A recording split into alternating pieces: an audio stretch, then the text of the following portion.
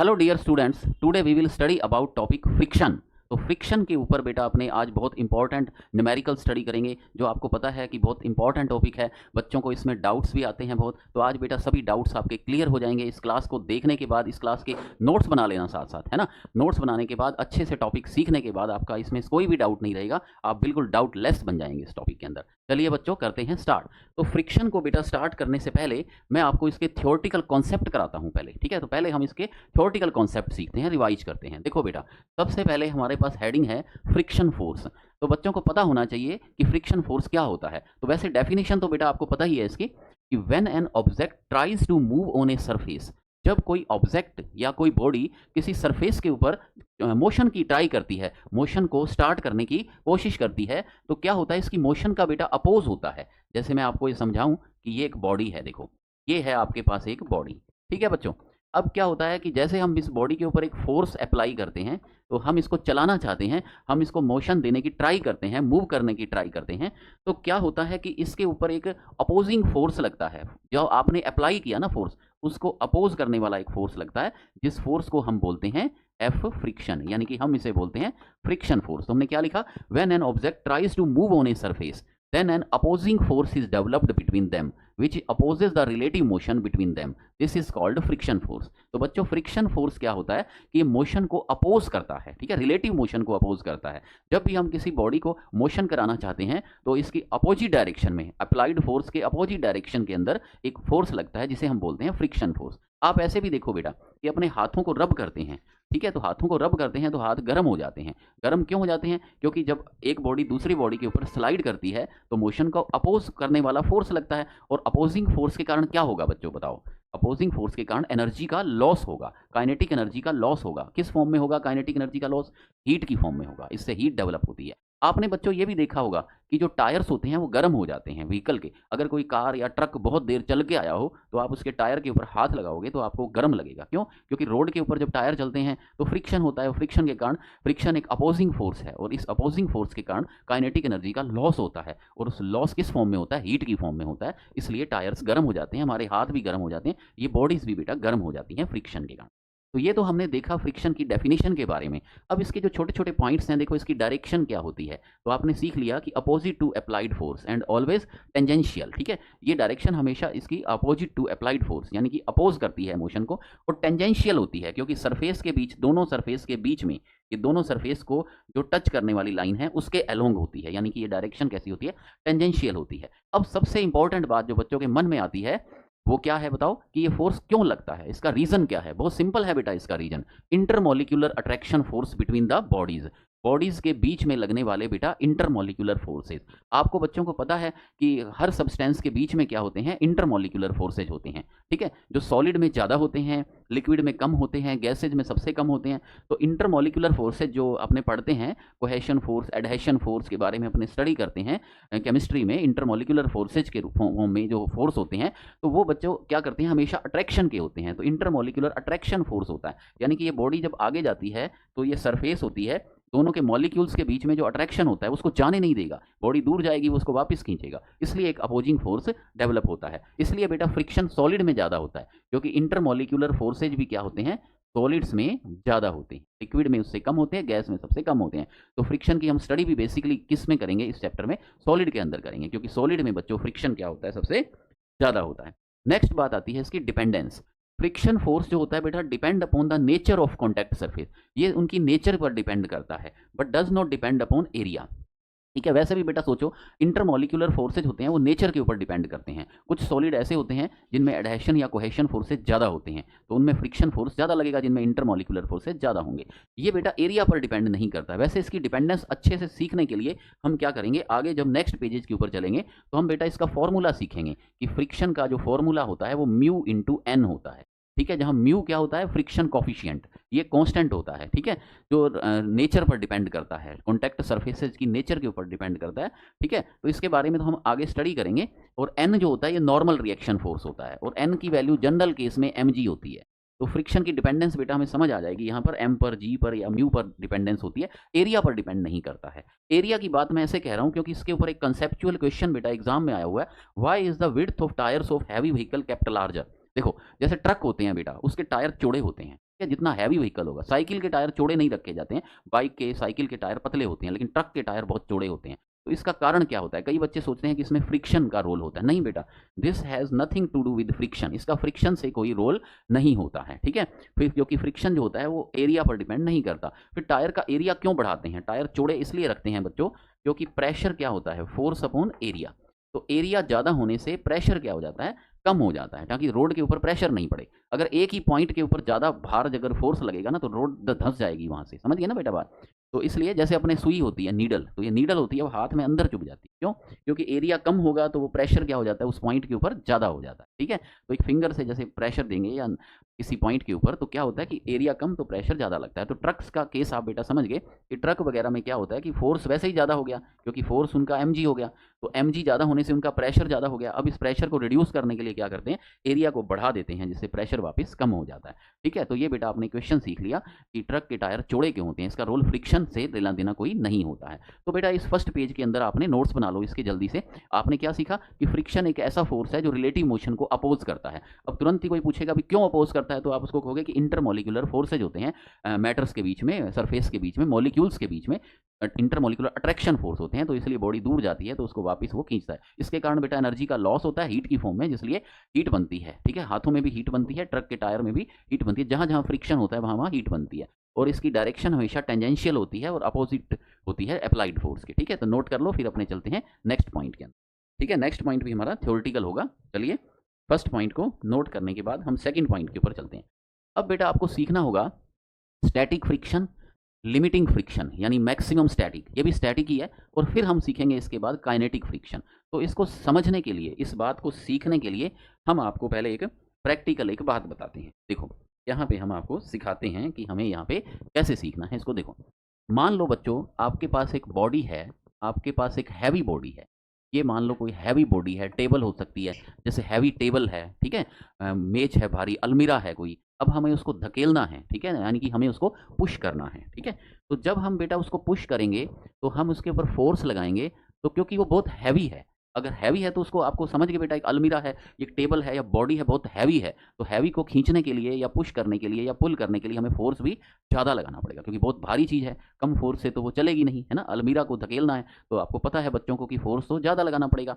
मान लो हम एज्यूम करते हैं एक डाटा कि फोर्स जो है वो 5 न्यूटन से ज़्यादा चाहिए। कितना? 5 न्यूटन से ज़्यादा। 5 न्यूटन से कम लगाएंगे तो बॉडी में मोशन नहीं आती है। अगर 5 न्यूटन से ज़्यादा फोर्स लगाएंगे तब बॉडी में मोशन आती है। ये हमने एज्यूम किया है, ठीक है, हमने एक डाटा लिया है 5 न्यूटन का। अब होता क्या है बच्चों, देखो प्रैक्टिकली क्या होता है। यहाँ पर मैं लिखता हूँ अप्लाइड फोर्स, अप्लाइड फोर्स, और यहाँ पर मैं लिखता हूँ फ्रिक्शन फोर्स, और यहाँ पर मैं लिखता हूँ नेट फोर्स, नेट फोर्स। अब देखो क्या होता है, आप बच्चों को पता है कि पहले हम इसके ऊपर जीरो फोर्स लगाते हैं। हमने किसी बॉडी के ऊपर फोर्स लगाया ही नहीं, अलमीरा के ऊपर हमने फोर्स नहीं लगाया, तो फोर्स क्या था? जीरो था। तो फ्रिक्शन फोर्स भी जीरो, नेट फोर्स भी क्या हो गया? जीरो। फिर हमने बेटा 1 न्यूटन फोर्स लगाया, ये न्यूटन में है फोर्स, है ना।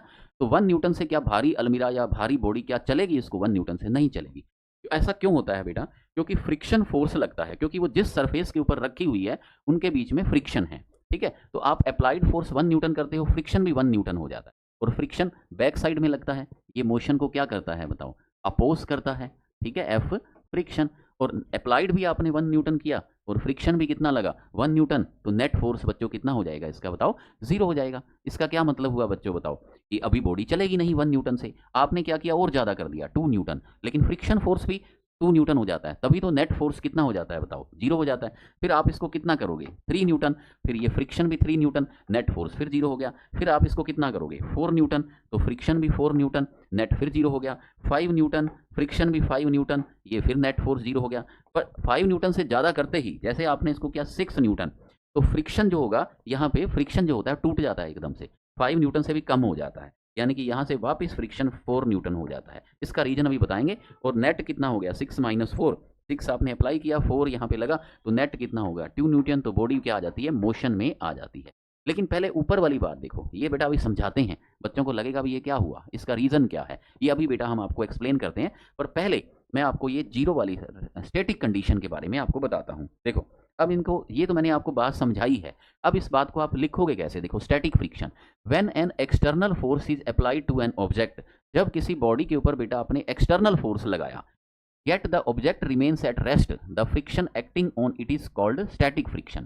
तो हमने किसी बॉडी के ऊपर फोर्स लगाया, तो जब तक बॉडी रेस्ट में रहती है, जब तक बॉडी नहीं चलती है, तब तक उस पर जो फ्रिक्शन लगता है उसे हम बोलते हैं स्टैटिक फ्रिक्शन। स्टैटिक का मतलब बॉडी रेस्ट में है और रेस्टिंग स्टेज को वो अपोज कर, मोशन को वो अपोज करती है, रेस्टिंग स्टेज में रहना चाहती है। इसके लिए जो फ्रिक्शन फोर्स लगता है उसे हम बोलते हैं static friction. The value of static friction is always equal to the applied external force. देखो स्टैटिक फ्रिक्शन की जो वैल्यू होती है, ये यहाँ तक ये स्टैटिक फ्रिक्शन है, यहाँ तक बॉडी क्या है, रेस्ट में है, तो ये कौन सा फ्रिक्शन हो गया बेटा, स्टैटिक फ्रिक्शन हो गया। ठीक है, तो स्टैटिक फ्रिक्शन जो होता है, यहाँ पर फ्रिक्शन फोर्स हमेशा अप्लाइड फोर्स के बराबर होता है, तभी तो बॉडी बेटा चलेगी नहीं ना। जितना फोर्स आपने अप्लाई किया, फ्रिक्शन उतना ही उसको अपोज कर देता है, नॉर्मल बात है। आप बताओ, आप बॉडी को धकेल रहे हो या पुल कर रहे हो या पुश कर रहे हो, फिर भी वो चल नहीं रही है। इसका रीजन क्या होता है कि आप जो फोर्स लगा रहे हो वो किसी ना किसी तरह से कैंसिल हो रहा है। वो कैंसिल किससे होता है बताओ, फ्रिक्शन फोर्स से कैंसिल होता है। ठीक है, समझ के बाद, लेकिन एक लिमिट होती है। वो लिमिट क्या है, 5 न्यूटन। 5 न्यूटन तक तो ये फ्रिक्शन इसको संभाल लेता है। इसके बाद फिर क्या होगा, और फोर्स लगाएंगे ना, तो फ्रिक्शन एक लिमिट तक ही बढ़ पाता है। एक लिमिट के बाद उसकी अपोज खत्म हो जाएगी, उससे भी आपने ज़्यादा फोर्स लगा दिया तो बॉडी चलने लगती है। पर पहले आप इसको स्टैटिक को आपने समझ लिया। Therefore static friction is known as self adjusting force. पहले इतनी बात देखो, स्टैटिक फोर्स फ्रिक्शन होता है सेल्फ एडजस्टिंग, मतलब अपने आप को अप्लाइड फोर्स के अकॉर्डिंग एडजस्ट करता है। ठीक है, ये आप अप्लाइड 1 लगाओगे तो स्टैटिक फ्रिक्शन भी 1 हो जाएगा, 2 लगाओगे फिर ये 2 हो जाएगा, तो अपने आप को एडजस्ट करता है। 2.5 लगाओगे तो ये 2.5 हो जाएगा। ठीक है, तो इसे एक ऐसा फोर्स जिसे बोलते हैं सेल्फ एडजस्टिंग फोर्स, वो कौन सा है, स्टैटिक फ्रिक्शन। इसके अकॉर्डिंग एडजस्ट करता है, जो आप फोर्स अप्लाई करते हो उसके अकॉर्डिंग अपने आप को एडजस्ट करता है, इसलिए इसे बोलते हैं स्टैटिक फ्रिक्शन को बोलते हैं सेल्फ एडजस्टिंग फोर्स। ठीक है, तो स्टैटिक फ्रिक्शन बेटा क्या था, जब तक बॉडी नहीं चलती है तब तक। क्यों नहीं चलती है, क्योंकि इसका मोशन का अपोज होता होगा, है ना, अपोज होता है, तो वो उस अपोज करने वाले जो फोर्स को क्या बोलते हैं, अपने स्टैटिक फ्रिक्शन फोर्स बोलते हैं। तो जब तक बॉडी नहीं चलती है तब तक जो फ्रिक्शन उसकी मोशन को अपोज करके रखता है उसे हम स्टैटिक फ्रिक्शन बोलते हैं, और ये हमेशा अप्लाइड फोर्स के बराबर होता है। फिर आता है मैक्सिमम स्टैटिक या लिमिटिंग फ्रिक्शन, जब फ्रिक्शन की लिमिट बेटा आ जाती है पूरी, या मैक्सिमम फ्रिक्शन स्टैटिक केस में। ठीक है, जो कितना था यहाँ पे 5 न्यूटन था, कितना था यहाँ पे बच्चों 5 न्यूटन था ये। ठीक है, इसको अपने बोलते हैं मैक्सिमम स्टैटिक या लिमिटिंग। ये लिमिटिंग फ्रिक्शन आ गया 5 न्यूटन के ऊपर। ठीक है, अभी तक भी बॉडी चलती नहीं है। The maximum value of static friction is called limiting friction which is directly proportional to the normal reaction force. अब आप सोचो इस चीज को कि friction proportional to normal reaction, मैंने यहाँ पे क्या लिखा है, friction proportional to normal reaction, limiting friction F L या इसको maximum friction F maximum static friction proportional to N होता है। तो इस चीज को आप एफ एल भी लिख सकते हो, ये एल है बेटा बेस में, एफ के बेस में क्या है एल, लिमिटिंग फ्रिक्शन, या एम एस लिख सकते हो मैक्सिमम स्टैटिक। ठीक है, ये डायरेक्टली प्रोपोर्शनल टू एन, इसका क्या मतलब है देखो, क्योंकि आपको बेटा मैंने पिछली क्लास में समझाया था कि ये एक ब्लॉक है, इस ब्लॉक का जो वेट है mg वो कहाँ होता है बताओ, नीचे, यानी ब्लॉक अर्थ पर सरफेस लगाता है, किसके बराबर, mg, अपने भार के बराबर। तो ये अर्थ को दबाता है, बदले में अर्थ इसके ऊपर जो फोर्स लगाती है उसे हम बोलते हैं नॉर्मल रिएक्शन फोर्स, क्योंकि इसकी डायरेक्शन अर्थ की सरफेस के परपेंडिकुलर होती है, इसलिए परपेंडिकुलर का मतलब होता है नॉर्मल। तो ये नॉर्मल रिएक्शन फोर्स कहलाता है। ठीक है, जो mg को बैलेंस करता है। ठीक है, n is equal to mg, तभी एक बॉडी अर्थ के ऊपर रेस्ट में रहती है। आप ऐसे भी कह सकते हैं एक्शन रिएक्शन फोर्स, जो आपको समझाया था बच्चों पिछली थ्योरी में मैंने, एक्शन क्या हुई, ब्लॉक ने अर्थ के ऊपर लगाया, बदले में अर्थ ने जो फोर्स लगाया, क्योंकि हर एक्शन की एक रिएक्शन होती है। ठीक है, न्यूटन्स एक्शन रिएक्शन लॉ के अकॉर्डिंग, तो इस फोर्स को अपने बोलते हैं, जो अर्थ लगाती है ब्लॉक पर उसे हम बोलते हैं, ठीक है, force exerted by earth on block. ठीक है, this is called normal reaction force. अब नॉर्मल रिएक्शन फोर्स mg के बराबर हो गया, तो f प्रोपोर्शनल टू n है ना बेटा, तो एक तरह से f प्रोपोर्शनल टू mg हो जाएगा। आप समझ भी गए हो बेटा। अगर अलमीरा ज़्यादा भारी होगी तो मान लो अभी तो 5 न्यूटन का मैंने एग्जांपल दिया, अब अलमीरा और भारी हो गई, डबल भारी हो गई, तो डबल भारी में 10 न्यूटन लगाना पड़ेगा। अंडरस्टूड है ना बेटा ये वाली बात। तो तब आप 10 न्यूटन लगाओगे तब अलमारी चलेगी, वो तब वो अलमीरा उससे या वो ब्लॉक या भारी चीज़ चलेगी। तो वो किसके प्रोपोर्शनल हो गया, mg के प्रोपोर्शनल होता है। ठीक है, ये प्रैक्टिकली बात है, ये प्रैक्टिकली इस फोर्स को देखा गया है कि वो mg के प्रोपोर्शनल होता है। तो F इक्वल टू क्या हो जाएगा, म्यू इंटू में mg, n की वैल्यू mg भी हम यहाँ पे पुट कर सकते हैं। ठीक है, यहाँ पे बेटा प्रोपोर्शनल को हटाते हैं तो म्यू लगाते हैं, म्यू s फॉर स्टैटिक। तो mu s is a constant which is called coefficient of static friction. इस कोफिशिएंट को, जो प्रोपोर्शनल कांस्टेंट होता है, उसको अपने क्या बोलते हैं, coefficient of static friction. This is a dimensionless और यूनिटलेस क्वांटिटी। क्यों बेटा, क्योंकि यहाँ पे देखो F is equal to mu s, F proportional to n, या F L equal to mu s into N. तो म्यू बेटा किसके इक्वल हो जाएगा बताओ, F L divide by N. ठीक है, F L divide by N. अब एफ एल ये किस में है बेटा, ये न्यूटन में है, ऊपर वाला भी न्यूटन हो गया, और नीचे वाला भी न्यूटन हो गया, ठीक है। एन एन की यूनिट भी क्या होगी, न्यूटन। तो ऊपर भी फोर्स है, नीचे भी फोर्स है, तो न्यूटन न्यूटन कट जाएंगे, तो इसका मतलब इसकी कोई भी यूनिट नहीं होगी, ये यूनिट लेस और डायमेंशन लेस क्वांटिटी है। Mu S depend upon the nature of surface in contact. ये बेटा नेचर के ऊपर डिपेंड करता है। कुछ सब्सटेंस ऐसे होते हैं जिनमें इंटरमोलिकुलर फोर्सेज ज़्यादा होते हैं, ठीक है, या रफ सब्सटेंसेस होते हैं, उनका म्यू क्या होता है, ज़्यादा होता है। जिनके अंदर इंटरमोलिकुलर फोर्सेज ज़्यादा होंगे या जिनकी सरफेस रफ होगी, उनका म्यू क्या होता है, ज़्यादा होता है। ये हम आगे इस बात को लिखेंगे भी सही। तो आप बच्चों ने बेटा यहाँ तक सीख लिया। अब आप एक फॉर्मूला हाईलाइट कर लो, ये वाला, ठीक है। F is equal to N, या एन की वैल्यू एम जी, तो F is equal to mu S M G. तो ये फॉर्मूला मैंने हाईलाइट कर दिया। तो एक लाइन का बेटा खेल है, F is equal to mu N M G, ठीक है। ये आप समझ भी सकते हैं कि एम जी और एन, जब भार ज़्यादा होगा तो फ्रिक्शन फोर्स भी ज़्यादा होगा। 5 न्यूटन से ज़्यादा भार लगाना, ज़्यादा फोर्स अप्लाई करना पड़ेगा ना। 5 समझेगा ना बेटा बात, ये बहुत नॉर्मल बात है, प्रैक्टिकली देखी गई है कि भार ज़्यादा होगा तो मैक्सिमम फ्रिक्शन भी ज़्यादा होगा। अलमीरा भारी होगी, 5 न्यूटन से ज़्यादा लगाना पड़ेगा, 10 न्यूटन, जो मैंने आपको भी समझाया था, ठीक है। अब अपने यहाँ पे आते हैं, मैक्सिमम स्टैटिक तक हो गया, 5 न्यूटन से ज़्यादा जब लगाएंगे तब क्या हो। अब यहाँ तक तो बेटा बॉडी चलती नहीं है, ठीक है। जब कहाँ तक आ गया केस, यहाँ तक का स्टैटिक केस आ गया। अब आपको काइनेटिक का केस बताते हैं।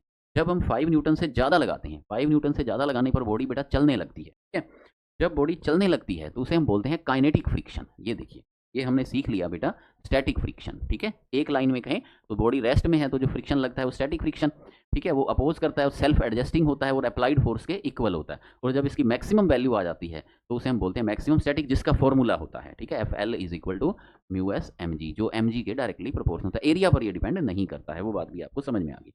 लेकिन अब जब बॉडी चलने लगती है, ठीक है, ये पेज नोट कर लो। अब हम आगे सीखते हैं कि जब बॉडी चलने लगती है तब क्या होता है।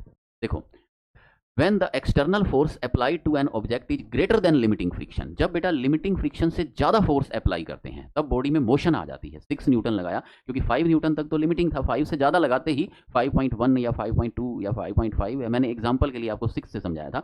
5 से ज़्यादा करते ही बॉडी क्या होती है, begins to move, body motion करने लगती है।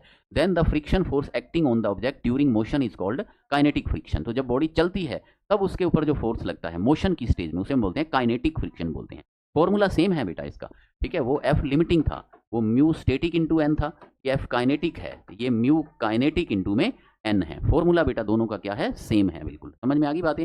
लेकिन यहाँ पे म्यू के को क्या बोलते हैं, कोफिशिएंट ऑफ काइनेटिक फ्रिक्शन, उसको कोफिशिएंट ऑफ स्टैटिक फ्रिक्शन, इसको काइनेटिक फ्रिक्शन। और बेटा काइनेटिक फ्रिक्शन हमेशा, ये भी यूनिट लेस डायमेंशन लेस है, सेम है, लेकिन ये कम होता है। म्यू के की वैल्यू क्या होती है, कम होती है स्टैटिक से, ठीक है। Kinetic friction coefficient less than static friction coefficient, ये कम होती है, तभी तो बेटा ये फ्रिक्शन फोर्स क्या होगा, कम होगा। काइनेटिक स्टेज में फ्रिक्शन फोर्स क्या हो जाता है, कम हो जाता है लिमिटिंग के कंपेयर में। अब इसका मैं आपको मैथमेटिकल तो बताया कि म्यू के कम है, लेकिन इसका मैं थ्योरेटिकल रीजन बताऊंगा, जहां पे आपने अभी सीखा था बात कि वो काइनेटिक स्टेज में 5 न्यूटन क्या था बेटा, लिमिटिंग फ्रिक्शन, मैक्सिमम वैल्यू थी, ठीक है। और बाद में जो फ्रिक्शन फोर्स लगता है मोशन की स्टेज में, वो 5 से एकदम से क्या होता है, कम हो जाता है, घट जाता है। इसका रीजन अभी आपको मैं बताऊंगा, ठीक है, क्या होता है इसका रीजन, क्लियर। इसका रीजन अभी आपको बताएंगे, लेकिन आपने सीख लिया कि क्योंकि इसका मैथमेटिकल रीजन ये है कि म्यू के क्या होता है, कम होता है, ठीक है। अब हम क्या करते हैं, पहले इसको ग्राफ प्लॉट करते हैं इस बात के ऊपर। देखो, कर्व बनाते हैं अप्लाइड फोर्स में और फ्रिक्शनल फोर्स के अंदर। तो देखो, पहले इस बात को बेटा ग्राफ में देखो, फिर हम आपको इसका रीजन थ्योरेटिकल एक्सप्लेन करेंगे। तो जो आपने बेटा मैथमेटिकल सीखी है उसका ग्राफ कुछ ऐसे आता है। देखो कैसे आता है ये ग्राफ, ये सभी बुक्स में बना होता है, वो सिंपल थ्योरेटिकल ग्राफ है। यहाँ हो गया अप्लाइड फोर्स, यहाँ क्या हो गया बच्चों, अप्लाइड फोर्स, और यहाँ पे क्या हो गया बताओ, फ्रिक्शन फोर्स। अब हम देखो, दोनों डायरेक्टली प्रोपोर्शनल हैं, ओ पॉइंट से लेकर ए पॉइंट तक। ये ए पॉइंट जो सबसे ऊपर आ जाता है, इसको हम बोलते हैं लिमिटिंग फ्रिक्शन। ये मैक्सिमम स्टैटिक फ्रिक्शन है, लिमिटिंग फ्रिक्शन हो गया, है ना। तो दोनों में बेटा एक बार ए तक देखो आप, ठीक है, बाद वाला भी मत देखो। तो क्या होता है कि दोनों में ग्राफ डायरेक्टली प्रोपोर्शनल है। The graph show frictional force on the Y axis, frictional force को वाई एक्सिस पे लिया, अप्लाइड फोर्स को एक्स एक्सिस के ऊपर लिया, ठीक है। तो हमने क्या देखा, section O A is a straight line, ये ओ से ए तक स्ट्रेट लाइन है, दैट रिप्रेजेंट स्टैटिक फ्रिक्शन। तो ये यहाँ तक जो केस है, ये क्या है बच्चों बताओ, ये स्टैटिक फ्रिक्शन फोर्स है, ठीक है। पूरा स्टैटिक फ्रिक्शन फोर्स क्या होता है, अप्लाइड फोर्स के साथ बढ़ता है, डायरेक्टली प्रोपोर्शनल है, क्योंकि ये सेल्फ एडजस्टिंग है। जैसा आपको थ्योरी में सिखाया था कि अप्लाई 1 करोगे तो स्टैटिक भी 1 रहेगा, है ना। यहाँ पे ऐसे सीख सकते हो क्या, कि अप्लाई अगर 1 करोगे तो स्टैटिक फ्रिक्शन भी 1 रहेगा, अप्लाई अगर 2 करोगे तो स्टैटिक फ्रिक्शन भी 2 रहेगा। तो इसकी बेटा स्लोप क्या होगी बताओ, थीटा। और स्लोप को किससे रिप्रेजेंट करते हैं, टेन थीटा। टेन थीटा क्या होता है, परपेंडिकुलर अपॉन बेस। तो परपेंडिकुलर अगर 2 है तो बेस भी 2 है, परपेंडिकुलर 1 है तो बेस भी 1 है, तो 1/1 या 2/2, तो ये हमेशा 1 आ जाएगा। थीटा कितना हो जाएगा, 45 डिग्री। तो इस ग्राफ का एंगल जो होता है या स्लोप जो होता है वो हमेशा क्या होता है 45 डिग्री होता है। Slope of the straight line O A is 45 degree. ये क्वेश्चन बेटा पूछा जाता है कि इस ग्राफ की स्लोप क्या होती है। ठीक है, अप्लाइड फोर्स और फ्रिक्शन फोर्स के अंदर जो ग्राफ प्लॉट करते हैं उसकी स्लोप क्या होती है, हमेशा 45 डिग्री फिक्स होती है, क्योंकि ये दोनों हमेशा इक्वल रहते हैं, वाई और एक्स। टेन थीटा क्या होता है, परपेंडिकुलर अपॉन बेस। परपेंडिकुलर 5 होगा तो बेस भी 5 होगा, है ना। परपेंडिकुलर 4 होगा तो बेस भी 4 होगा। Point A represent the limiting friction. Point A क्या हो गया, मैक्सिमम हो गया लिमिटिंग फ्रिक्शन या maximum value of static friction. The curved section A B represent the decrease from limiting friction to kinetic friction, क्योंकि आपको बताया था कि ए से बी तक क्या होगा, ये एकदम से डिक्रीज हो जाएगा। ठीक है, जब ये बेटा डिक्रीज हो जाएगा, जैसा कि मैंने आपको भी क्या सिखाया था यहाँ पे कि मान लो इसकी वैल्यू 5 है तो एकदम से गिर के क्या हो जाएगा 4 हो जाएगा। ठीक है, या 3 हो जाएगा according to nature of the surface. ठीक है, तो एफ के ये काइनेटिक फ्रिक्शन थोड़ा कम हो जाता है, तो इसके बाद की जो ये स्टेज होती है ये पूरी काइनेटिक फ्रिक्शन की रहती है जो कांस्टेंट रहता है। ठीक है, तो ये देखा आपने, curve after point B represent kinetic friction which remains constant. ठीक है, तो ये चीज़ आपने बेटा देखी काइनेटिक फ्रिक्शन के बाद। अब मैं आपको इसका रीजन बताता हूँ कि यहाँ तक तो आपने सीख लिया कि ग्राफ स्ट्रेट लाइन रहता है, कम क्यों हो जाता है, ये तो आपने सीखा कम हो जाता है। इसका रीजन सुनो। रीजन बच्चों इसका ये रहता है, ये इसलिए कम हो जाता है क्योंकि कोई भी बॉडी बेटा कंप्लीटली स्मूथ नहीं होती है। ठीक है, एक्चुअल में क्या होता है, ये हमें लगती है कोई बॉडी की ये स्मूथ है, लेकिन इसको माइक्रोस्कोपिकली अगर देखेंगे तो कोई भी जो बॉडी होती है इसके अंदर इस तरह से अप एंड डाउन इसके अंदर उभार होते हैं, इस तरह से, यानी कि रफनेस होती है इसके अंदर। ठीक है, ऊपर नीचे कर्वेचर सी होती है। और जो अपनी अर्थ है, अर्थ भी ऐसे वो भी स्मूथ नहीं होती है, तो इनमें भी क्या होती है, कर्वेचर होती है। ठीक है, अब जब इनको रखते हैं ना भारी चीज़ को, तो ये उसमें धंस जाते हैं एक दूसरे के, जो अप एंड डाउन जो उभार होते हैं और गर्त होते हैं, जो ऊपर नीचे के पॉइंट होते हैं, उनके आपस में धंसने से एक इंटरलॉकिंग बन जाती है इसके अंदर। यानी कि ये बॉडी जो रखते हैं तो अपने जितना ज़्यादा भार होगा वो उसके अंदर इस तरह से पैक हो जाती है। ठीक है, ये बॉडी क्या हो जाती है, इसके अंदर पैक हो जाती है। और इसलिए जब हम इनको स्लाइड करना चाहते हैं, ये ऊपर बॉडी है, ठीक है, इसको माइक्रोस्कोपिकली बड़े करके देखा गया है बच्चों। जब हम इसको फोर्स लगाते हैं तो इंटरलॉकिंग जो होती है आपस में धंसी होती है, जिस कारण ये चलती नहीं है एकदम से। तो इसको चलाने के लिए एक मैक्सिमम स्टैटिक फ्रिक्शन तक इसको फोर्स की रिक्वायरमेंट रहती है। लेकिन एक लिमिट के बाद जब ये इंटरलॉकिंग खुल जाती है, कैसे, ये बॉडी इसके बाद ऊपर उठ जाती है जब ये चलती है ना मोशन की स्टेज में, तो ये रही इंटरलॉकिंग नीचे वाली और ये रही इंटरलॉकिंग ऊपर वाली। ये बेटा क्या होती है, ऊपर ऊपर चलती है, फिर ये धंसी हुई नहीं चलती है। जब रेस्ट में थी तो वो धंस गया अंदर वो, लेकिन जब चलने लगता है तो ऊपर चलता है, जिस कारण इंटरलॉकिंग खुल जाती है इनकी। इंटरलॉकिंग खुलने से क्या होगा, अपोजिंग कम हो जाएगी। अपोजिंग कम होने का मतलब फ्रिक्शन कम हो जाएगा। ठीक है, तो आपने सीखा, एक लाइन में आंसर दो इस चीज़ का कि जब किसी बॉडी का भार ज़्यादा होता है तो उसमें इंटरलॉकिंग बन जाती है, रफनेस के कारण एक इंटरलॉकिंग बन जाती है, जिस कारण जब हम उसे स्लाइड करते हैं तो मोशन का अपोज होता है। ठीक है, लेकिन जब वो बॉडी चलने लगती है तो वो इंटरलॉकिंग खुल जाती है और बॉडी हल्का सा स्लाइटली ऊपर आ जाती है, तो ऊपर ऊपर चलती है बॉडी, है ना, जिस वजह से काइनेटिक फ्रिक्शन थोड़ा कम हो जाता है। ठीक है, तो ये बेटा आपने सीखा अच्छे तरह से स्टैटिक फ्रिक्शन, लिमिटिंग फ्रिक्शन, और फिर आपने सीखा काइनेटिक फ्रिक्शन। ठीक है, इसका पूरा रीजन, और ये आपने सीखा इसमें ग्राफ की काइनेटिक फ्रिक्शन कैसे कम हो जाता है। नोट कर लीजिए, फिर हम आगे चलते हैं, इसी टॉपिक को आगे बढ़ाते हैं। थोड़ा सा थ्योरेटिकल पॉइंट एक और सीखना है हमें इसके बाद, रोलिंग फ्रिक्शन के बारे में। ठीक है, फिर अपने इसके न्यूमेरिकल्स भी स्टडी करेंगे। चलिए नोट कर लीजिए इसको यहाँ तक, फिर अपने आगे रोलिंग फ्रिक्शन आपको सिखाते हैं।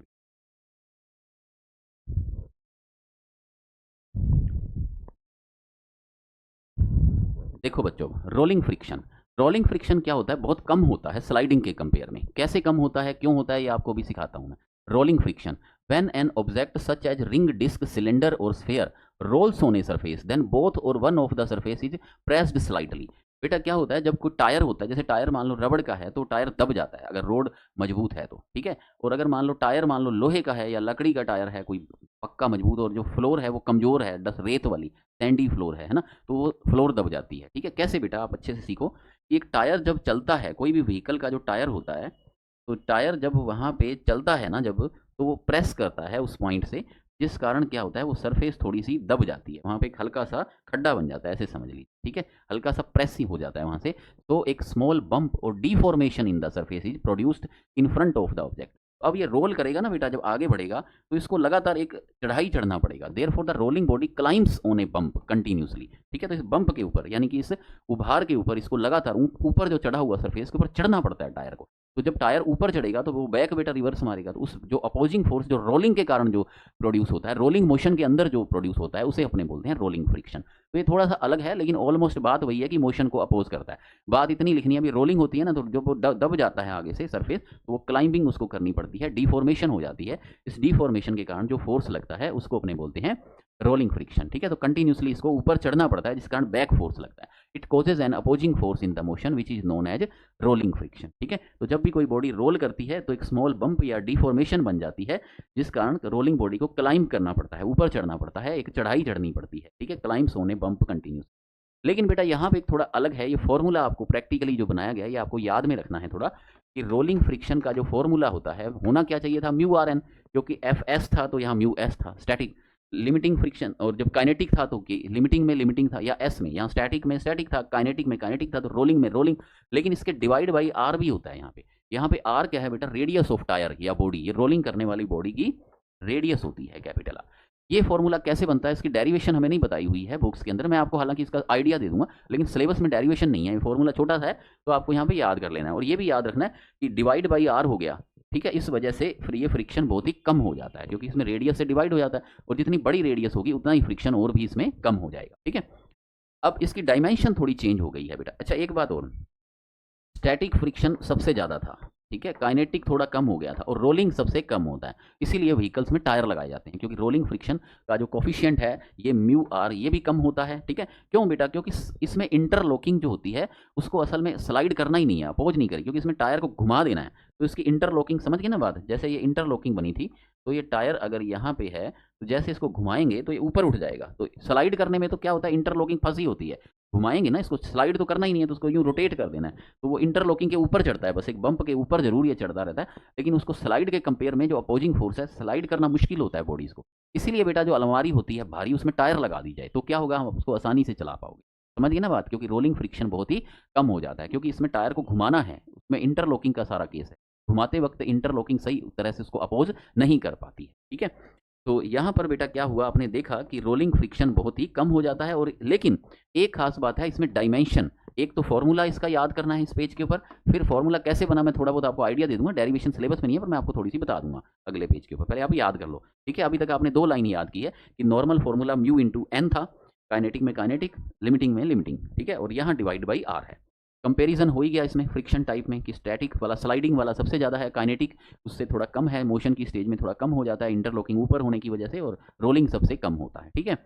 अब म्यू की बेटा डायमेंशन, वहां पर जो म्यू था, ये जो दोनों म्यू थे ना, ये डायमेंशन लेस थे, जो काइनेटिक वाले थे और ये है ना, यहाँ पे तो म्यू क्या थे, डायमेंशन लेस होते हैं, ठीक है। Coefficient of static friction is always greater, और म्यू के is also a unit less, ये सब क्या थे, यूनिट लेस थे, ठीक है। लेकिन जो म्यू आर है ना बच्चों, ये यूनिट लेस नहीं होता है, क्यों, क्योंकि म्यू आर जो हो जाएगा वो F R capital R by N, तो ये तो न्यूटन में है, ये भी न्यूटन में है, क्योंकि नॉर्मल रिएक्शन फोर्स है, ये फ्रिक्शन फोर्स है, न्यूटन से न्यूटन तो कट गया, लेकिन आर तो बच गया ना रेडियस मीटर में। तो म्यू के की डायमेंशन क्या होती है, equal to dimension of length होती है, ठीक है। यहाँ पे ये वाली बात आपको ध्यान में रखनी है, वो डायमेंशन ऑफ क्या होती है, लेंथ होती है, ठीक है, डायमेंशन ऑफ होती है ना। समझ गया आगे बच्चों ये वाली बात आपको, डायमेंशन ऑफ लेंथ वाली, ठीक है। अब नेक्स्ट बात अपने देखते हैं, इसके बाद अपने आगे बढ़ते हैं। पहले मैं आपको इसका थोड़ा डेरिवेशन का आइडिया देता हूँ बेटा। ये जैसे एक टायर है, ठीक है, अब जब यहाँ पे क्या होता है, सरफेस दब जाती है, तो दब जाती है तो जो नॉर्मल रिएक्शन फोर्स जो लगता है ना, क्योंकि वो तो अब सरफेस ऐसी होगी, तो नॉर्मल रिएक्शन फोर्स भी क्या होता है, नॉर्मल रिएक्शन फोर्स थोड़ा डेविएट हो जाता है, यानी ये थीटा एंगल से घूम जाता है। वैसे तो नॉर्मल रिएक्शन फोर्स ऊपर लगना चाहिए था, लेकिन ये सरफेस ऐसी ऑब्लिक हो गई, यहाँ पे धंस गई सरफेस, ये देखा ना आपने, यहाँ पे डिफॉर्मेशन बन गई, तो सरफेस यूं हो गई, तो नॉर्मल रिएक्शन फोर्स इस साइड में खिसक जाता, ठीक है। अब लेकिन इसका जो वेट होता है mg w, वो इस डायरेक्शन में काम करता है, ये w की डायरेक्शन होगी, और जो आपने फोर्स अप्लाई करते हैं इसको घुमाने के लिए, वो हम ऐसे टेंजेंशियल फोर्स लगाएंगे टायर के ऊपर, तो ये फोर्स की बेटा डायरेक्शन होती है। तो यहाँ पे जो साइन थीटा है वो किसके इक्वल हो जाएगा, परपेंडिकुलर अपॉन में हाइपो, तो ये हो गया नॉर्मल रिएक्शन फोर्स, परपेंडिकुलर कौन हो गया एफ, और ये हाइपो इसका कौन हो गया एन, ये आ गई इक्वेशन नंबर 1। लेकिन इस बात को हम यहाँ से देखें बैक साइड में, तो ये थीटा है, तो ये सामने वाला एंगल ये भी थीटा होगा, और ये बच्चों इसकी रेडियस बन जाएगी, ठीक है। और ये वाली जो साइड है ये मान लो यहाँ पे बी है, ठीक है, ये हमने एज्यूम किया है कि ये बी है, तो साइन थीटा यहाँ से नीचे वाले ट्रायंगल से साइन थीटा परपेंडिकुलर क्या हो गया इसका, बी हो गया, ठीक है, परपेंडिकुलर क्या हो गया बी, ये ट्रायंगल बन गया ना बेटा यहाँ पे ऐसे, ठीक है, परपेंडिकुलर बी, और हाइपो क्या हो गया आर, तो दोनों साइन थीटा है, तो एफ अपॉन एन किसके इक्वल हो जाएगा बताओ, बी अपॉन आर के इक्वल हो जाएगा। तो यहाँ से फ्रिक्शन का फॉर्मूला क्या हो जाएगा, बी एन बाई आर, तो ये जो फॉर्मूला है बेटा ये बी एन बाई आर हो जाता है। बाद में देखा गया कि ये बी की वैल्यू म्यू आर के इक्वल होती है, तो यहाँ पे mu R N by R बन जाता है, mu R N by R बन जाता है। लेकिन ये बेटा डेरिवेशन जो है नॉट इन सिलेबस, तो ये आपको करनी नहीं है, बस आपको ये फॉर्मूला याद में रखना है, क्योंकि इसकी डिटेल जो है वो मैंने आपको शॉर्टकट में आपको बता दी है कि इस तरह से। पर आपको याद में क्या रखना है बेटा, वो ये वाला क्वेश्चन याद में रखना है आपको। कौन सा? कि म्यू आर जो होती है इसकी डायमेंशन लेंथ वाली डायमेंशन होती है, रेडियस के इक्वल होती है बाकी, और इसका formula mu R N by R होता है। ठीक है, क्लियर? ये पेज की एक लाइन हो गई। नेक्स्ट आगे बढ़ते हैं, अभी नोट कर लीजिए इसको। डेरिवेशन नोट करनी हो तो कर सकते हैं, पर अभी सिलेबस में नहीं है तो इसकी आपको नीड ऐसे वैसे नहीं पड़ेगी ज़्यादा। ठीक है, चलिए नेक्स्ट आगे बढ़ते हैं अभी।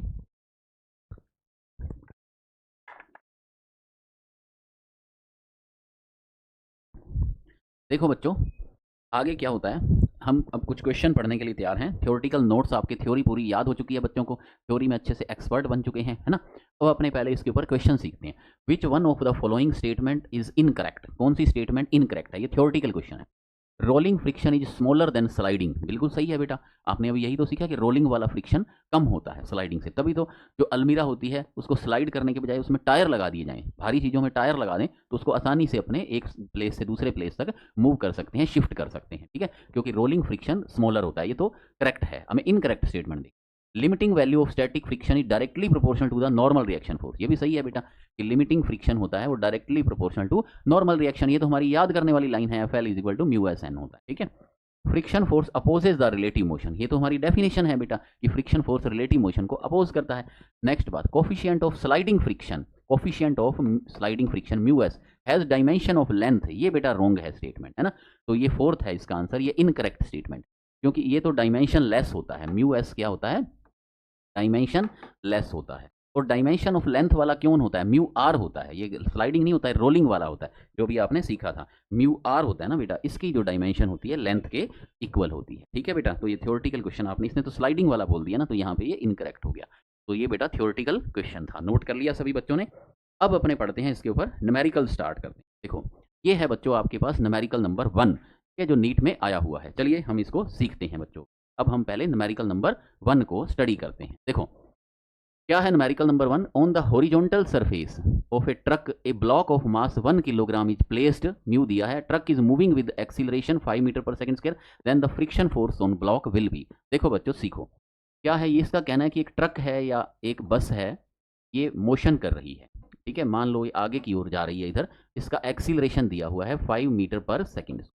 तो बच्चों क्या होता है, आपको मैंने सिखाया था, आप बाइक पे बैठे हो और कोई अचानक तेजी से बाइक को एक्सीलेटर दबा दे, या बस अचानक तेजी से आगे जाए, तो आप किधर झुक जाओगे? पीछे, पीछे की ओर आप बेंट हो जाते। ये आपने फील किया हुआ है। तो इसके ऊपर कोई बॉडी रखी हुई है बेटा, तो अगर ये ट्रक आगे की ओर एक्सीलरेट होगा, मान लो ट्रक एकदम से आगे की ओर एक्सीलरेटर दबा दिया, तो इसकी छत पे जो बॉडी रखी हुई है इस पर स्यूडो फोर्स किधर लगता है? पीछे की ओर। तो पीछे की ओर कौन सा फोर्स लगता है इसके ऊपर? F pseudo force. ठीक है, एफ स्यूडो फोर्स लगता है। एफ स्यूडो, ये स्यूडो फोर्स। तो पीछे की ओर बेटा कौन सा? गाड़ी आगे, एक्शन आगे, तो स्यूडो फोर्स या रिएक्शन किधर होगी? इसके पीछे। तो ये पीछे फिसल के गिर सकती है, लेकिन फिसलने को अपोज कौन करता है यहाँ पे? क्योंकि जब मोशन होती है तो उसे अपोज कौन करता है? F friction. और अगर ये बॉडी बेटा उसके ऊपर रखी हुई है, इसका मतलब ये स्टैटिक वाली कंडीशन है, यानी ये लिमिटिंग से कम वाला है। तो जब लिमिटिंग से कम होता है तो इसका जो फ्रिक्शन फोर्स है स्टैटिक स्टेज में वो किसके बराबर होता है? एफ स्यूडो के बराबर होता है। ठीक है, क्योंकि ये सेल्फ एडजस्टिंग फोर्स है, तो जितना बॉडी पर पीछे की ओर लगा, जिसने मोशन को चलाना चाहा बॉडी को, तो मोशन का अपोज वाला फोर्स कहाँ लगा? फ्रिक्शन फोर्स आगे की ओर लगा। ठीक है, तो एफ फ्रिक्शन की जो वैल्यू है वो स्यूडो फोर्स के इक्वल हो जाएगी। और स्यूडो फोर्स बेटा कितना होता है? F is equal to M A होता है। ठीक है, तो F is equal to M A. Mass कितना है बॉडी का बताओ? मास कितना है इसमें? 1 किलोग्राम। और एक्सीलरेशन कितना है? 5 मीटर पर सेकेंड। तो ये कितना आंसर आ जाएगा बच्चों? 5 न्यूटन। ये आपका आंसर आ जाएगा, नोट कर लीजिए बच्चों इस बात को। ठीक है, समझ में आया आपको बेटा? क्वेश्चन नंबर 1, ट्रक आगे तो बॉडी किधर फिसलेगी? बॉडी में मोशन किधर होगी? पीछे। और मोशन को अपोज कौन करेगा? Friction force. ठीक है, और बॉडी रेस्ट में है, तो ये कौन सा फ्रिक्शन हुआ बताओ? स्टैटिक वाला। और स्टैटिक वाला क्या होता है? हमेशा अप्लाइड फोर्स के इक्वल होता है। अप्लाइड फोर्स यहाँ बॉडी के ऊपर कौन सा लगा? स्यूडो फोर्स लगा। नेक्स्ट आगे बढ़ते हैं। नेक्स्ट वाली बात देखो, अब इस क्वेश्चन को बदल के फिर देखो पूछा जाता है, ऐसे नीट में आया हुआ क्वेश्चन है, calculate the maximum acceleration of a moving car so that body lying on the floor of car remain stationery. तो बेटा ये कार है या ट्रक है? सेम पहले वाली बात है, ये कार होगी या ये ट्रक हो गया। तो इसके छत के ऊपर एक बॉडी रखी हुई। ठीक है, और आपको भी पता है कि जब ये कार आगे की ओर जाती है एक्सीलरेशन से, तो इस पर पीछे की ओर क्या लगता है? एफ स्यूडो फोर्स लगता है, ठीक है। जिसको पीछे की ओर फोर्स लगता है तो पीछे की ओर ये इसमें मोशन होती है, ये गिरना चाहती है, पीछे की ओर गिरने लगती है, जिसको अपोज कौन करता है बताओ यहाँ पे, एफ फ्रिक्शन इसको अपोज करता है। और इस फ्रिक्शन की जो मैक्सिमम वैल्यू होती है, इससे भी अगर ज़्यादा होगी तो फिर बॉडी बेटा स्लिप, आकार को आप और ज़्यादा एक्सीलरेट करोगे आगे की ओर, तो स्यूडो फोर्स और ज़्यादा लगेगा पीछे की ओर, तो ये गिर जाएगा। तो लिमिटिंग की कंडीशन जो होती है एफ लिमिटिंग, ठीक है, वो एफ स्यूडो का जो मैक्सिमम वैल्यू है उसके बराबर होती है, क्योंकि ये मैक्सिमम स्टेटिक हो गया। और मैक्सिमम स्टेटिक का जो बेटा फॉर्मूला क्या होता है, म्यू एस इंटू में एन होता है, ठीक है। और स्यूडो फोर्स क्या होता है, एम इंटू में ए होता है, लेकिन यहाँ ए मैक्सिमम वाला। पिछले क्वेश्चन में बेटा ट्रक के ऊपर बॉडी रेस्ट में थी, यहाँ भी रेस्ट में है, लेकिन हम मैक्सिमम कंडीशन देख रहे हैं, एक्सीलरेशन की मैक्सिमम वैल्यू आपको फाइंड करनी है। वहाँ तो ये बताई गई थी ना कि 5 से चल रहा है, अब हम बता रहे हैं कि एक्सीलरेशन मैक्सिमम 6, 7, 8 जैसे, या 9, 10, कहाँ तक, 10 तक मान लो, 10 उसकी रेंज है, तो 10 के बाद तो वो फिसल जाएगी पीछे, ठीक है। तो उस हम लिमिटिंग रेंज को हम चाहते हैं, ठीक है, क्लियर। तो म्यू एस इंटू एन हो गया यहाँ पे, और एन बेटा किसके इक्वल होता है, एन जो नॉर्मल रिएक्शन फोर्स होती है ये किसके इक्वल होगी, एम जी के इक्वल हो जाएगी, है ना, ठीक है। तो यहाँ पर म्यू एस इंटू में M G is equal to M into में ए मैक्सिमम, तो एम से एम बेटा कट जाएगा, तो मैक्सिमम एक्सीलरेशन किसके इक्वल आ जाएगा, म्यू जी के। ये कौन सा है मैक्सिमम एक्सीलरेशन, की कार को इससे ज़्यादा एक्सीलरेशन दोगे, ये मैक्सिमम है, इससे कम रखेंगे तो बॉडी रेस्ट में रहेगी, ये मैक्सिमम रहेगा तो भी बॉडी रेस्ट में, लेकिन इससे थोड़ा सा ज़्यादा करोगे ना तो क्या होगा, फ्रिक्शन के कंपेयर में स्यूडो फोर्स यानी अप्लाइड फोर्स ज़्यादा हो जाएगा, ठीक है। तो बॉडी आगे फिसल जाएगी, अब यहाँ पे पीछे फिसलेगी, यानी कार आगे जा रही है तो बॉडी पीछे फिसल जाएगी, ठीक है। तो आप बाइक कोई तेज चलाएगा ना और आपने पकड़ा हुआ नहीं है उसको, तो आप भी पीछे गिर सकते हो बाइक से, है ना, क्लियर। आप छत पे बैठे हो तो आप भी गिर सकते हो, बहुत तेजी से एक्सीलरेटर दबा दे, क्योंकि एक लिमिट से ज़्यादा, तो मैक्सिमम एक्सीलरेशन इतना ही रखना है, म्यू जी, ठीक है। तो मैक्स ये फॉर्मूला बेटा याद कर लो, मैक्सिमम एक्सीलरेशन का क्या फॉर्मूला होता है, म्यू जी। ट्रक या कार के ऊपर बॉडी रखी हुई है तो, है ना, इस केस के अंदर म्यू जी, ए मैक्सिमम का फॉर्मूला आगे भी काम आएगा, ठीक है, म्यू जी, ठीक है। अब म्यू कितना है बेटा, यहाँ पे म्यू कितना है आपको दिया 0.15 और जी होता है 10, तो एक्सीलरेशन कितना आ जाएगा 1.5 metre per second square, 1.5 metre per second square, note कर लीजिए। न्यूमेरिकल नंबर 2 था बच्चों, ठीक है। अब अपने चलते हैं बेटा न्यूमेरिकल नंबर 3 के अंदर। 3 में देखो, ये कह रहे हैं कि ये बॉडी मूव कर रही है, a block B is pushed, ठीक है, मोमेंटली अलोंग ए हॉरिजॉन्टल सरफेस। इसको बेटा कि हम एक पुश करते हैं, जिससे क्या होता है, इसकी इनिशियल वेलोसिटी वी है। आप तो ऐसे समझो कि बॉडी पड़ी थी, हमने इसको फिंगर से ऐसे जोर से मारा, हल्की बॉडी है या मान लो भारी है तो उसको धक्का मारा है, तो आपने इसको, ये वी है, एक बार मैं इसको समझाने के लिए यू लिखता हूँ, ये यू इसकी इनिशियल वेलोसिटी है। लेकिन बच्चों को पता है कि हम बॉडी को धक्का मारेंगे तो धीरे धीरे क्या होगा, धक्का मारेंगे तो इसमें फ्लोर में फ्रिक्शन होगा, फ्रिक्शन फोर्स क्या करेगा, मोशन को अपोज करता है। तो कोई भी बॉडी है वो लगातार चलती नहीं रहेगी, क्योंकि हमने एक बार उसको धक्का मार दिया तो स्लो होते होते होते होते वो रुक जाएगी, ठीक है। तो स्लाइडिंग फ्रिक्शन लगेगा, ठीक है, बिटवीन बी और सरफेस, बी बॉडी का नाम है और ये एस क्या होगी, सरफेस होगी, ठीक है। Block B will come to rest after a time, तो कितने टाइम के बाद वो रेस्ट में आ जाएगा, ठीक है, ये ब्लॉक रेस्ट में आ जाएगी, ये बॉडी जो है वो रेस्ट में आ जाएगी कितने टाइम के बाद। तो देखो बेटा, इसमें जो ए इज इक्वल टू म्यू जी होता है ना, एक्सीलरेशन जो लगता है इसका, इसमें म्यू कांस्टेंट है एक सरफेस के लिए, ठीक है, जो सरफेस की नेचर पर डिपेंड करता है, लेकिन एक सरफेस के लिए ये कांस्टेंट रहता है। जी वैसे ही बेटा कांस्टेंट है 9.8, तो ये एक्सीलरेशन कैसा एक्सीलरेशन हो गया बताओ, कांस्टेंट या यूनिफॉर्म। तो इसमें हम इक्वेशन लगाएंगे बेटा, यूनिफॉर्मली एक्सीलरेटेड मोशन की इक्वेशन लगाएंगे, v is equal to U plus A T, वैसे यहाँ पे मैं लगाऊंगा माइनस, क्योंकि आपको सिखाया कि जब स्पीड कम होती है तो साइन क्या होता है, इसमें माइनस होता है। अब मैंने फर्स्ट इक्वेशन ही क्यों लगाई बेटा, क्योंकि यहाँ पे आपको टाइम निकालना है, वेलोसिटी दी है। सेकंड तो आप लगा नहीं सकते क्योंकि उसमें एस आता है, U T plus half A T square, उसमें बच्चों एस आ गया। डिस्टेंस तो आपको पूछी नहीं है, अगले क्वेश्चन में पूछी जाएगी। थर्ड वाला डिस्टेंस ना आपको गिवन है ना ही पूछी है, थर्ड इक्वेशन में भी वही आता है, एस आता है, तो डिस्टेंस पूछी जाएगी जब हम ये लगाएंगे, है ना। तो यहाँ तो बेटा टाइम पूछा गया, टाइम के लिए तो थर्ड वैसे भी नहीं लग सकती, सेकंड लग सकती थी, इसमें टाइम आता है, लेकिन उसमें डिस्टेंस का मेंशन नहीं है। तो फाइनल वेलोसिटी बच्चों कितनी हो गई, 0। इनिशियल वी गिवन है, मैंने सिंबल एक बार यू लिया, तो इसकी इनिशियल वेलोसिटी कितनी है, यू है। एक्सीलरेशन बच्चों कितना होता है, म्यू इंटू में जी, लेकिन अगर ये काइनेटिक स्टेज में है तो यहाँ पे बच्चों हम म्यू के लेंगे, यहाँ पे हम लेंगे म्यू के काइनेटिक इंटू में टी, ठीक है। तो ये 0 हो गया, तो u इज इक्वल टू क्या आ जाएगा, म्यू के, ये यू है, ये म्यू है ना, म्यू के इंटू में g इंटू में t, तो टाइम क्या हो जाएगा u बाई म्यू के इंटू में g, तो टाइम क्या हो जाएगा u बाई, अब u को आप v लिख लो क्योंकि सिंबल v दिया है, तो v बाई म्यू के g, तो ये क्या हो जाएगा v बाई म्यू g, ठीक है। म्यू क्या है यहाँ पे, कोफिशिएंट ऑफ स्लाइडिंग फ्रिक्शन, ये यहाँ काइनेटिक फ्रिक्शन है, ये आप ऐसे समझ सकते, ठीक है। अगर ऑप्शन पूछा, इसने पूछा नहीं है, म्यू ही लिख दिया, पर अगर एस और ए पूछा हो तो काइनेटिक फ्रिक्शन है, ठीक है। समझ में आ गई सभी बच्चों को ये वाली बात, ठीक है। क्योंकि चलने के बाद ये रुकेगा। इनिशियल वेलोसिटी यू आपने प्रोवाइड की, तो उसके ऊपर जो लगेगा फ्रिक्शन वो काइनेटिक फ्रिक्शन लगेगा, तो वी बाई म्यू के इंटू में जी। ठीक है, नोट कर लीजिए बेटा, ये था आपका न्यूमेरिकल नंबर 3। तो very simple, a is equal to mu g को हम इक्वेशन में क्यों करेंगे बेटा, क्योंकि ये यूनिफॉर्मली एक्सीलरेटेड मोशन है, म्यू और जी कांस्टेंट होते हैं, तो एक्सीलरेशन यूनिफॉर्म यानी कांस्टेंट रहेगा। तो इसमें हम तीनों इक्वेशन लगा सकते हैं, 1, 2 और 3। तो जैसा हम पहले सीखते थे वन डायमेंशनल मोशन वाली क्लासेस के अंदर कि कब कौन सी इक्वेशन लगानी है, डिपेंड करता है कि पूछा क्या है और दिया क्या है। तो यहाँ आपको टाइम पूछा है और वेलोसिटी दी है, तो वेलोसिटी टाइम रिलेशन यही होता है। नेक्स्ट आगे बढ़ो। A conveyor belt is moving at a constant speed 2 metre per second. देखो बेटा, ये होती है कन्वेयर बेल्ट। ठीक है, ये ऐसी होती है, ये कन्वेयर बेल्ट, ये होती है बच्चों कन्वेयर बेल्ट, है ना, ये घूम रही है और हम इसके ऊपर एकदम से एक ब्लॉक रख देते हैं। ठीक है बेटा, ये कितनी स्पीड से चल रही है, 2 मीटर पर सेकंड से चल रही है। तो एक बेल्ट है ऐसे 2 मीटर पर सेकंड से चल रही है, 2 मीटर पर सेकंड उसकी वेलोसिटी है। एक बॉक्स को धीरे से इसके ऊपर रख देते हैं, एक बॉक्स को धीरे से इसके ऊपर रखा हुआ है और म्यू कितना है, 0.5 है। The distance that box will move relative to belt. ठीक है, डिस्टेंस आपको फाइंड करनी है कब तक, जब before coming to rest on it. बेटा ये ब्लॉक है, अब एक बार तो क्या होगा, इसका यू 2 मीटर पर सेकंड हो जाएगा, क्योंकि इसको कन्वेयर बेल्ट के ऊपर रख दिया, तो जितना कन्वेयर बेल्ट की स्पीड है उतनी स्पीड से आगे चलेगा। लेकिन उनमें फ्रिक्शन होगा, तो फ्रिक्शन के कारण क्या होगा बेटा, ब्लॉक का जो मोशन होगा वो स्लो रिटार्डेड होगा। ठीक है, इस क्यों, क्योंकि इसमें एक्सीलरेशन लगता है ना, म्यू जी। ठीक है, और ये हमेशा मोशन को अपोज करता है, तो ये रिटार्डेशन का काम करता है।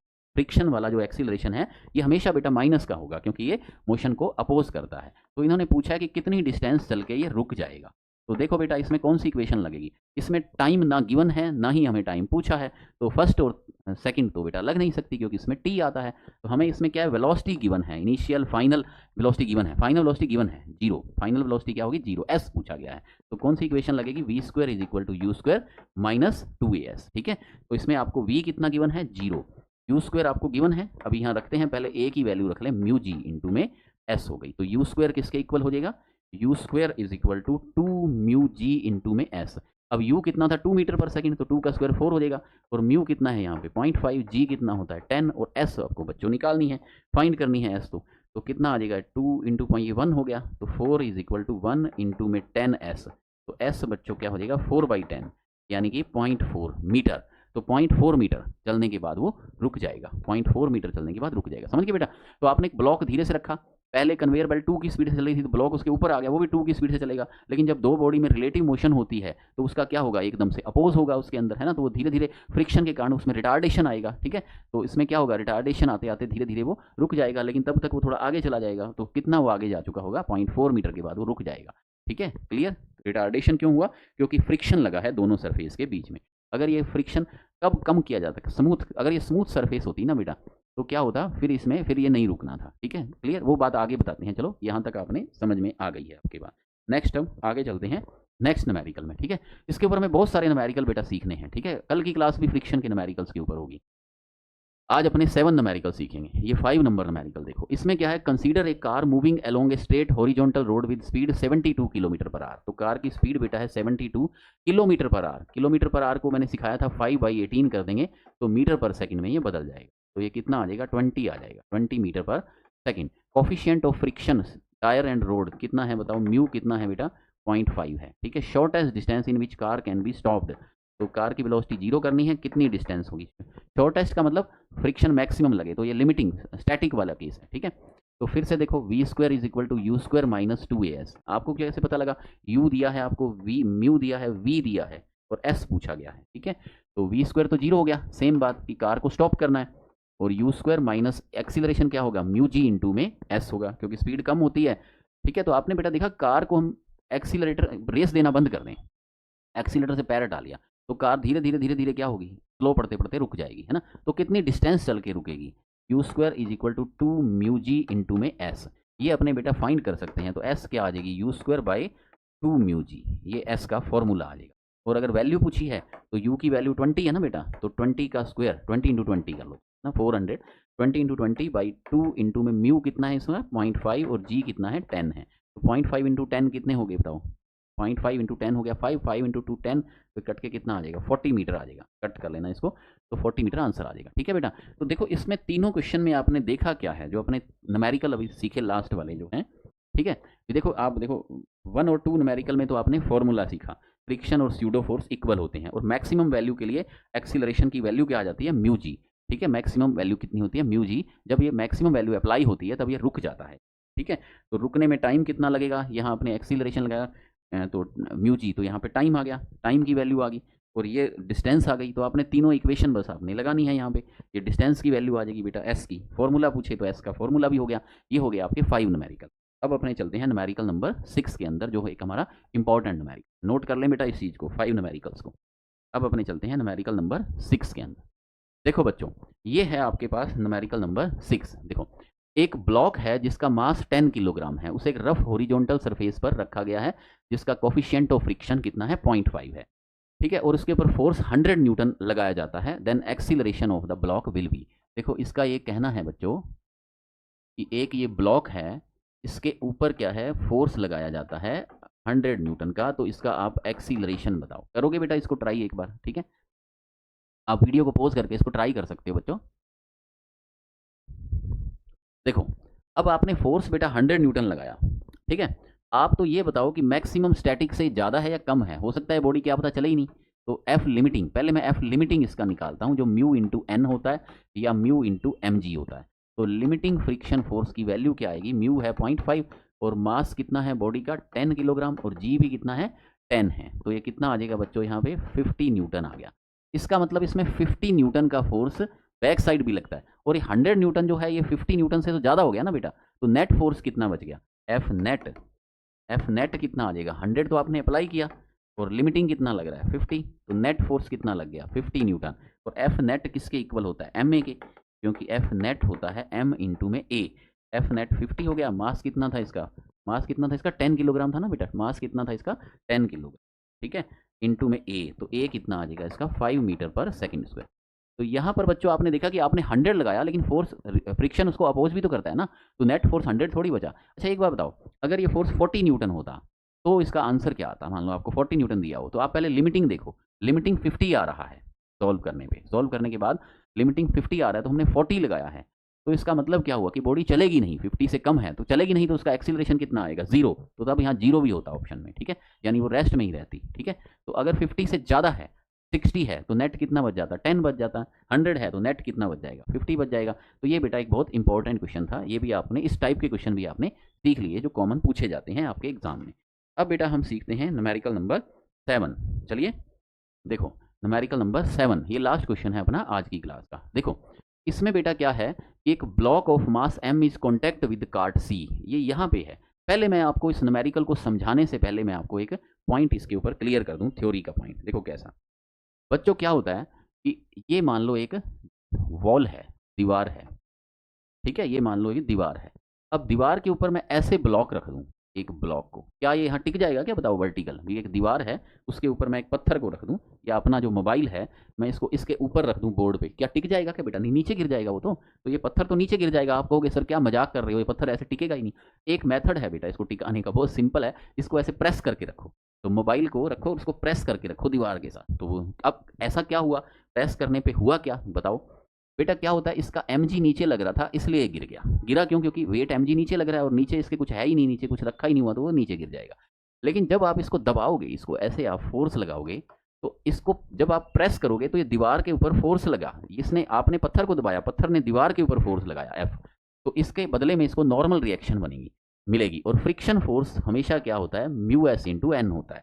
तो पहले क्या था, नॉर्मल रिएक्शन नहीं मिल रही थी, तो अब नॉर्मल रिएक्शन बनेगी, तो इस दीवार के साथ इसका friction force mu S into N, ये एफ फ्रिक्शन हो जाएगा, ठीक है। और एक आप अच्छा सा एन इसका बना लो, जब ये दोनों फोर्स बैलेंस हो जाएंगे, तो एफ फ्रिक्शन एम जी को क्या कर देगा, बैलेंस कर देगा, म्यू एस इंटू में N is equal to M G, ठीक है। तो ऐसे इसको रोका जा सकता है।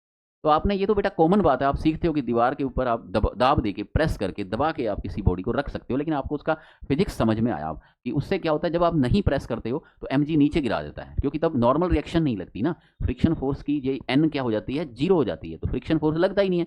लेकिन जब आप उसे दबाओगे, प्रेस करोगे, तो आप ऐसे समझो कि इंटरलॉकिंग क्रिएट हो जाती है। थ्योरेटिकल बात है कि इंटरलॉकिंग के अंदर धंस जाते हो, यानी ये अब भार लगाता है, ठीक है, जब भार लगाता है, दाब लगाता है, फोर्स लगाता है, तो बदले में उसको n मिलता है और फ्रिक्शन क्रिएट हो जाता है। पहले n 0 होता था, अब n उसको मिल गया, तो वो बैलेंस हो जाता है। अब एक चीज़ और सुनो, जो हमारा अगला न्यूमेरिकल है, एक बेटा कार है, या ट्रक है, वो उसके ऊपर पत्थर कैसे टिका सकते हैं ऐसे कि आगे आगे शीशे के ऊपर, उसके कांच के ऊपर या उसके कांच के नीचे थोड़ा ट्रक है तो एक पत्थर कैसे टिकेगा? पता है कैसे टिकेगा? इस ट्रक को एक्सीलरेट करो, ए एक्सीलरेशन, ठीक है, जो आगे वैसे वहां पे ए की वैल्यू आपको अल्फा दी है, वो सिंबल की बात है, कोई बात नहीं, हम तो ए मान के करेंगे उसको। तो ए एक्सीलरेशन से आपने इसको आगे चलाया, अब बदले में क्या होगा? स्यूडो फोर्स इसके ऊपर किधर लगेगा? पीछे की ओर, ये एफ स्यूडो फोर्स लगेगा। अब जब पीछे की ओर फोर्स लगेगा, ये ट्रक की दीवार को दबाएगा, तो बदले में इसको नॉर्मल रिएक्शन मिलेगा, जिससे क्या होगा? mg, और ये फ्रिक्शन क्रिएट, फ्रिक्शन हमेशा टेंजेंशियल होता है, तो ये फ्रिक्शन इसको क्या करेगा? Mu S into N mg को बैलेंस कर लेगा, ठीक है। तो ये वाली बात होगी। तो ट्रक आगे एक्सीलरेट होगा ना, तो उसके ऊपर फ्रिक्शन, अगर ट्रक कांस्टेंट वेलोसिटी से चलेगा तब वो गिर जाएगी बेटा, तब बॉडी नहीं, कांस्टेंट वेलोसिटी से चलेगा तो एक्सीलरेशन जीरो हो गया, क्योंकि स्यूडो फोर्स क्या होता है? तभी लगता है जब हम बाइक को एकदम से तेजी से आगे एक्सीलरेट करते हैं, तो ट्रक को तेजी से एक्सीलरेट करेंगे तो बॉडी के ऊपर लगेगा। अगर एक्सीलरेशन जीरो होगा तब body will fall, acceleration zero then body will fall, ठीक है, तब बॉडी नीचे गिर जाएगी, ठीक है। अब इसने क्वेश्चन देखो क्या पूछा है, a block of mass m is contact with the cart c, cart या कार या ट्रक कुछ भी हो सकता है, कोई भी बॉडी है, ये कार्ट ऐसे चल रही है ना। The coefficient of static friction दिया हुआ है ब्लॉक और कार्ट में, acceleration alpha of the cart that will prevent the block from falling, falling से कौन इसको रोक सकता है, कितना एक्सीलरेशन? तो बच्चों देखो, अगर आप इसको अल्फा एक्सीलरेशन से या ए एक्सीलरेशन से आगे लेके जाओगे तो इसके ऊपर स्यूडो फोर्स एम ए पीछे लगेगा, बदले में नॉर्मल रिएक्शन इसको आगे मिलेगी, और एम जी इसका क्या लग रहा था? नीचे लग रहा था, और फ्रिक्शन इसके ऊपर लगेगा एफ फ्रिक्शन, ठीक है, जो म्यू इंटू एन होता है, और एम जी को बैलेंस करना चाहिए तभी ये नहीं गिरेगा। तो एफ फ्रिक्शन किसके इक्वल होना चाहिए बच्चों? एम जी के इक्वल होना चाहिए। और एफ फ्रिक्शन क्या होगा? इक्वल होना चाहिए या ज़्यादा होना चाहिए, ठीक है। तो एफ फ्रिक्शन, ठीक है, पहले हम इक्वल वाला केस मानते हैं, तो एफ फ्रिक्शन बेटा क्या हो जाएगा बताओ? एम इंटू में एफ फ्रिक्शन जो है mu into N, F friction क्या हो जाएगा? म्यू इंटू में एन, फ्रिक्शन क्या हो जाएगा? म्यू इंटू में एन हो जाएगा, ठीक है, एफ फ्रिक्शन, ठीक है, ये एम जी के बैलेंस हो जाना चाहिए। और फ्रिक्शन का फॉर्मूला क्या होता है?